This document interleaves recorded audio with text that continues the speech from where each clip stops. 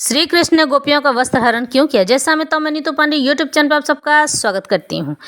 ब्रजवनी तन उपदेश हित हरियो चीरिय दुराय, वरुण देव जल में बसे नग्न होए नहीं नहाय। अगहन महीना चल रहा था। सभी गोपियां ब्रह्म मुहूर्त में उठकर यमुना जी में स्नान करती हैं और श्री कृष्ण भगवान को पति रूप में पाने की चाह लिए अगहन महीने का व्रत और उपवास करती हैं। ब्रज में 1 महीना व्रत पूजा पाठ उपवास कुमारियाँ करती हैं।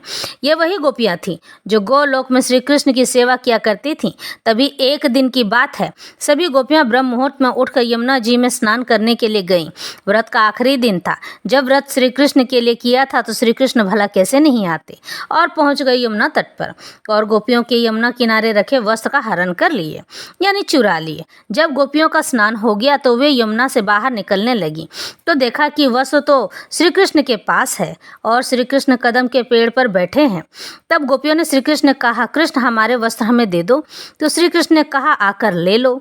तो गोपियों ने इस बात को ठिठोली समझकर फिर से श्री कृष्ण से आग्रह करती हैं, कृष्ण हमारे वस्त्र हमें दे दो, हमें ठंड लग रही है। तब श्री कृष्ण कहते हैं, तुमने मुझे पाने के लिए ही व्रत किया था ना, सो इसे स्वयं आकर ले जाओ। गोपियां लज्जित होकर बाहर आकर अर्धनग्न अवस्था में ही अपने वस्त्र लेने लगीं। तो श्री कृष्ण ने कहा, पहले यमुना जी और वरुण देव से हाथ जोड़कर क्षमा मांगो। तब गोपियां लज्जित होकर वरुण देव और यमुना जी से क्षमा मांगती हैं। तब श्री कृष्ण जो 7 वर्ष के एक बालक थे कहते हैं, हे गोपियों, तुमने पर ब्रह्म को अपना माना है और मैं ही पर ब्रह्म हूँ। तुम मुझसे संकोच न करो और मेरे सामने अर्धनग्न आने के लिए लज्जित भी ना हो, क्योंकि मैं जगत का पिता हूँ।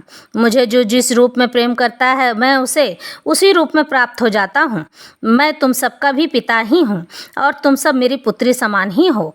पर अब नगण्य होकर स्नान न करना, क्योंकि हमारे आसपास भूत पिशाच पूर्वज यक्ष यक्षिणी आदि सब भी होते हैं। उन सब ने भी तुम्हें नगण्य ही देखा होगा। तब गोपियां श्री कृष्ण को परब्रह्म परमेश्वर जानकर क्षमा मांगती हैं और श्री कृष्ण उन्हें क्षमा कर देते हैं।